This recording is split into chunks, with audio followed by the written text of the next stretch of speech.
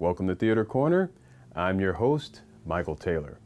Theater Corner was created as an ongoing effort to promote more diverse interest and involvement in the theater scene.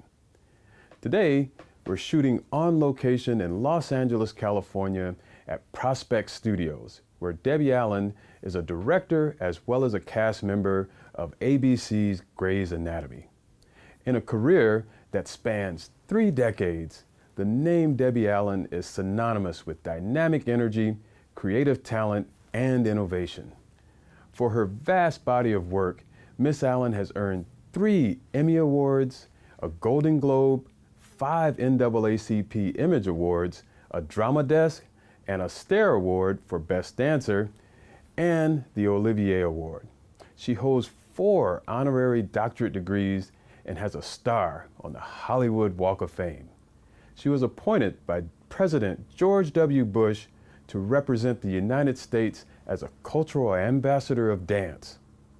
In a few minutes, I'll sit down with the incredible Debbie Allen to discuss her upcoming show, The Hot Chocolate Nutcracker, as well as the Debbie Allen Dance Academy and her multiple roles in Grey's Anatomy. So, silence your cell phones, folks. You're about to enter Theater Corner.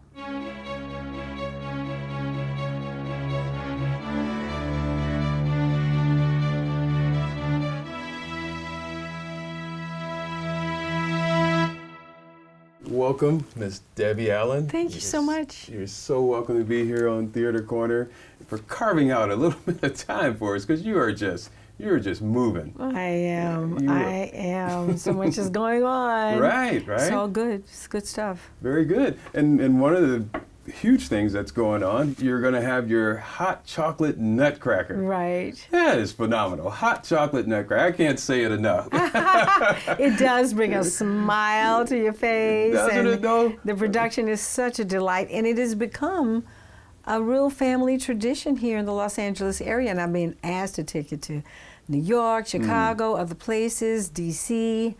But it's such a big show, and it's so wonderful. One day, maybe your corporate sponsor will help us go to some of those places. My goodness. But it is so wonderful. I had a really good time putting it together and just reframing the cultural identity of the whole story and making it a musical kind of, with the rats taking over the story. And that is the cool part. Yeah, it's so much fun. I'm going to be on there on Saturday, but it would blow me away if I could get a selfie with the Rat Pack. Oh, you can. I'll make sure. Just come backstage. So where did this idea come from? A hot chocolate nutcracker? Well, there was, Duke Ellington did a chocolate nutcracker years ago. And then there was a production called Chocolate Nutcracker, which was something different. My son, in the middle of seeing the Nutcracker downtown at the Dorothy Chandler, he was 6 years old, and he screamed out because he was bored to tears, "Mom, when is the rat coming?" I said, okay, the boys want to see the rats. They don't want to see a mouse king. They want to see a rat. So that idea grew in my mind, and my dear friend Gil Cates, who was my personal rabbi, he was the head of the DGA, the producer of the Academy Awards. He ran the Geffen Theater. He said, "Debbie, you need to do a Christmas show. You really need to do that. You look at all this energy." I said, okay, I'm going to do it. So I sat down and wrote it. And it just came very quickly because I knew it needed to be fun, energetic, and address and right now, be now. Right. Yeah. And before we go forward, I want to let people know that they can see the Hot Chocolate Nutcracker December 7th through December 10th at the Redondo Beach Performing Arts Center. You can get tickets by calling 866-811-4111, or you can just go online to info@hotchocolatenutcracker.com. Oh man, this is gonna be the best. Great. And so there's Tisha. You're performing in this this year. Oh, Tisha Campbell. Tisha Campbell. She's going to play Myrtle. This was a role that was originally created by Raven Simone, and Tisha is amazing. She did it last year, and she was like, "I'm coming back, Debbie. There's nobody else playing my part." I said, "No, you're coming back." She's going to get off the plane and go right into rehearsal. Oh my! That's how passionate she is about it. Wow! And Carlo Imparato plays Harvey. He's like the lead rat. He's like the New Yorker, the wise guy. You know what? We ain't doing it. We ain't doing it. Carlo, everybody will remember from Fame. Yes, is Danny Amatullo. Oh, wow. Yes, I remember. And I'll be playing Bucky, Okay. the young, innocent rat who happens to stutter. And what are you talking about, Harvey? What? So it's like the Three Stooges. Right. Yeah. It's going to be great. And we have a wonderful man coming in this year to play our prince, Anthony Burrell. He was a soloist with Alvin Ailey, and he became a choreographer. He choreographed Mariah, Beyonce, and recently he did our gala with my daughter Vivian. They did a duet that was sensational. Oh, my.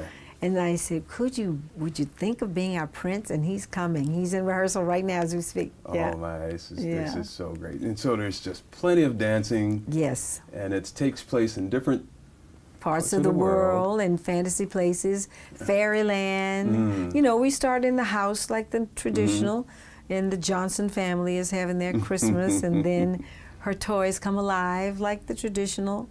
And then she goes to fairyland, but instead of battling the Mouse King, he's going to battle the roaches. The roaches come and get him. It's too much fun. And then we go to Candy Cane Lane. That's where the boys are hanging out. It's all hip-hop. And then we go to the Indian rainforest, and we go to Bollywood. You know, I went to India, and I was so excited about the incredible culture and the history and what their contribution is to dance. Martha Graham, you could see her coming out of the floor when you go to their traditional Kalakshetra foundation and see the dance there. So I wanted to give that a moment, and Egypt and Birdland. Okay. Yeah, it's nice, it's fun. All right, and that's from December 7th to December 10th, 2017 at the Redondo Beach Performing Arts Center. Yep. You gotta come see it, get your tickets, and you go to info at chocolatenutcracker.com. Get on it, don't sleep on this one. And so you started a Debbie Allen Dance Academy. Yes. This is something that you didn't have an opportunity for when you were young. Yes, I started the Debbie Allen Dance Academy 17 years ago. And I was inspired by my daughter, Vivian, who I had sent away to train at the Cure-Off. And she went there for 3 years, and I was so brokenhearted that she never called home crying. And finally she called home crying. I'm like, yes, come on. And so I brought her home and stole the best teacher from the Cure-Off and started my academy with all the resources of all the great dancers that I've known through the years, and put together a world-renowned faculty. Wow. I wanted them to have an opportunity that I didn't have as a child.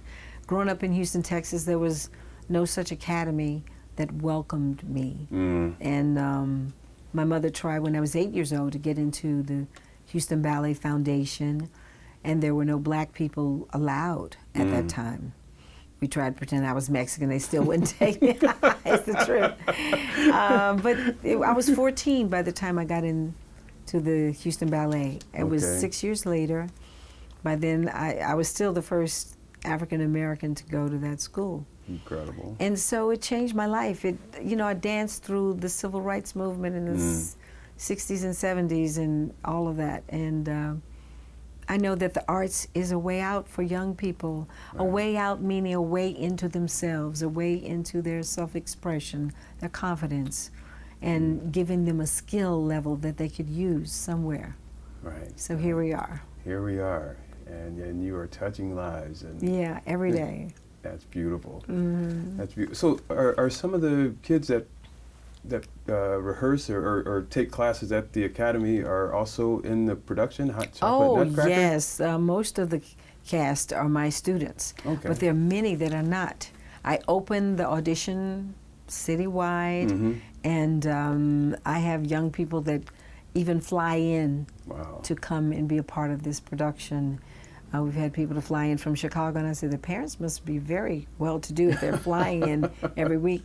I try to keep it simple. I've made and purchased all the costumes, so I don't make them buy a costume. They just have to give us a cleaning fee, and that's, you know, a lot of kids pay to be in productions, and I don't believe in that. I want them to get an honorarium, so they get an honorarium, and then usually I buy everybody a ticket to the movies. Oh, very nice. nice. As a Christmas present, because they worked hard. And I'm very proud of the young people that come. They're very serious, and again, they come to me from many different walks of life, economic backgrounds, cultural backgrounds, and at the end of the day, what happens in that dance studio is really what ought to be happening in the world.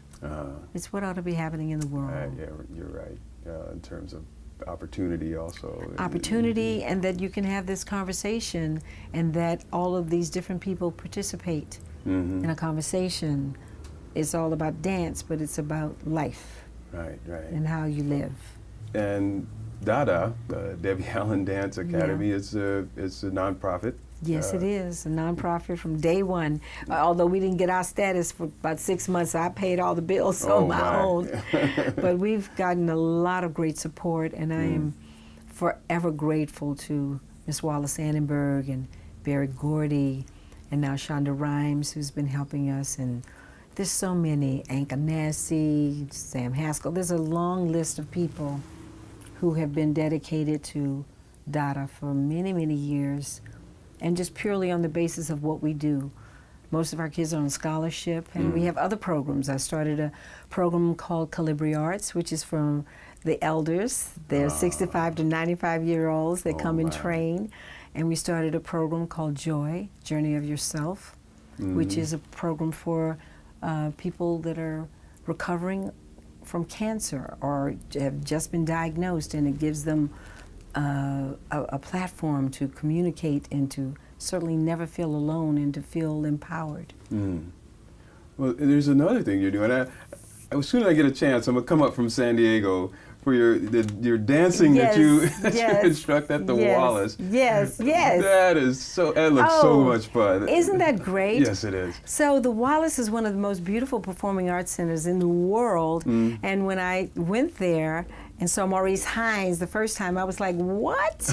I mean, I knew about it. I was very aware of it, but it was apparent to me that, you know, everywhere I travel in the world, I travel the world a lot, every city has, you know, squares and gatherings where people come together, they have coffee, they listen to the violin, they drink a glass of wine, they dance. I said, you know, this facility should be that. So I started doing dance-free days, Salsa Sunday, and wow, what a hit it's become. And now we did African class last week. It was amazing. And we also will teach a flamenco class and hip-hop, and I'll be back with salsa. We rotate monthly, and I'm really having a wonderful time touching that community and bringing other people into the Performing Arts Center so they can, you know, see what else is possible. And I see that folks from all ages are out there doing all it with you. ages are out there. This was one of the most beautiful things. My last Salsa Sunday, which was probably 3 weeks ago, happened the week after Las Vegas. And there was I want to say a big carload of people that drove from Las Vegas to take that class. Oh, really? And it was so wonderful for us to have that moment of silence for them and peace, and for them to feel that that life is going to go on. They have to find a way to plow through the tragedy of it all and the horror of it all. So the dance world, the performing arts period, can heal people. True. Very true. I'm determined to do it. I'm going to get to Chicago next year with my freeze frame, Stop the Madness. That is my piece that is addressing the violence in America, the racial divide, and gives a face to young people and a voice to young people living in the inner city and what their challenges are. It's a very dynamic piece. we're here at the Prospect Studios. Yeah. Where you film, you direct, and you star in. Yes. You have a recurring role in Grey's Anatomy. Yes. My goodness, and you've been doing this for quite a few episodes. I've been doing this for quite a few years. I've been Wow. playing Dr. Catherine Avery for about, I want to say 6 years, maybe, about 6 years.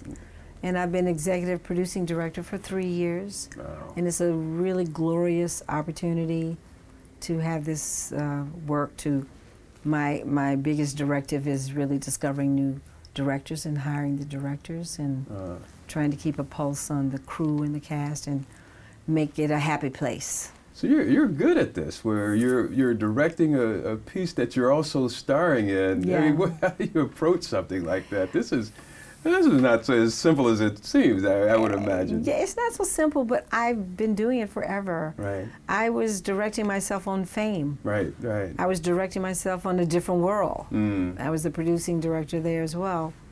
I was having so much fun on the set, they decided to write me in as the psychiatrist.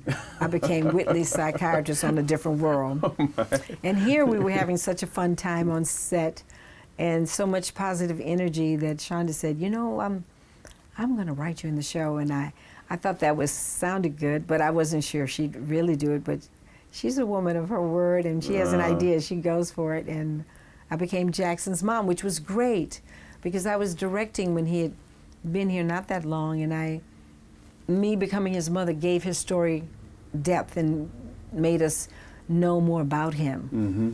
And then Jim Pickens like, Debbie Allen's coming in here, well, what are we doing together? Now I'm married to him. Oh, wow. Yeah, it's so much fun. Very good. We have two standard theater corner questions that I'd like to ask of folks who have been in the game for a minute, like yourself, you know. And so I was wondering if you could give if there was one key piece of advice that you would offer to young actors, up-and-coming actors. Ooh, the most important advice would be for you to go and learn your craft, to go and train. A lot of young people think their personality and their good looks will get them up the road. It might get you through the door, but you may not stay in that race long enough to finish the cross line. So perfect the skill, go to study, train. Wow, and very important. And now the second theater corner question. So if we take Miss Debbie Allen when she was coming out of college, knowing what you know now, what advice would you give to Miss Debbie Allen then? I would say that I'm happy to say that I was a young woman who was curious and very serious, and so I was training the entire time. I was taking bel canto voice. I was studying with Uta Hagen in my acting.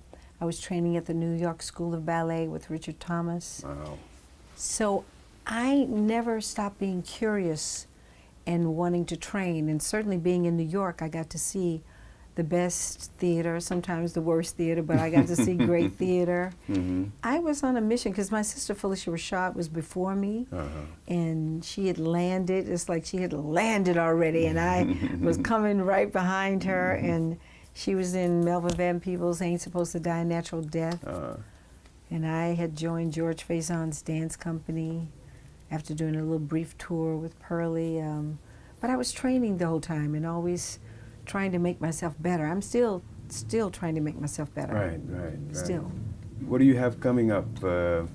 You know, you got this is ongoing, Grey's Anatomy. Well, Grey's Anatomy is a juggernaut. It is. This show is 14 years now. Incredible. And we're looking at season 15 already for next year. Gee whiz. It's an incredible benchmark for the accomplishment and who Shonda Rhimes is.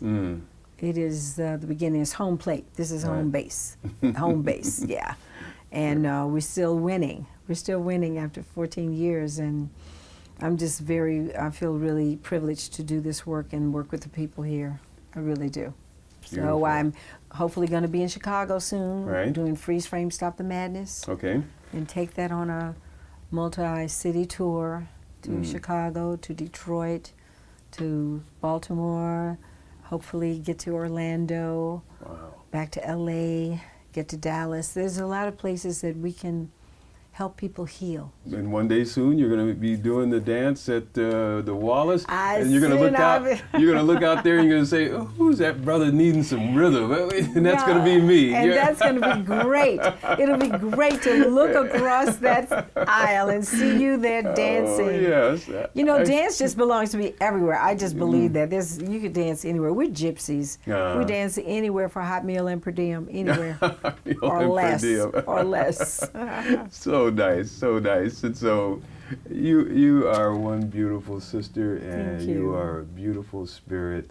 I just love you so much. And so thank you so much. Appreciate what you do. Thank you so much for, I mean, you're shooting an episode this evening. You're taking out time to sit with me. I feel bad a little bit, but you know, it's so nice to have you here on Theater Corner. I appreciate you. You're generous with your time. I appreciate it. And thank you for the show. You're bringing so much good information to millions of people. Thank you. Oh. Thank you, sir.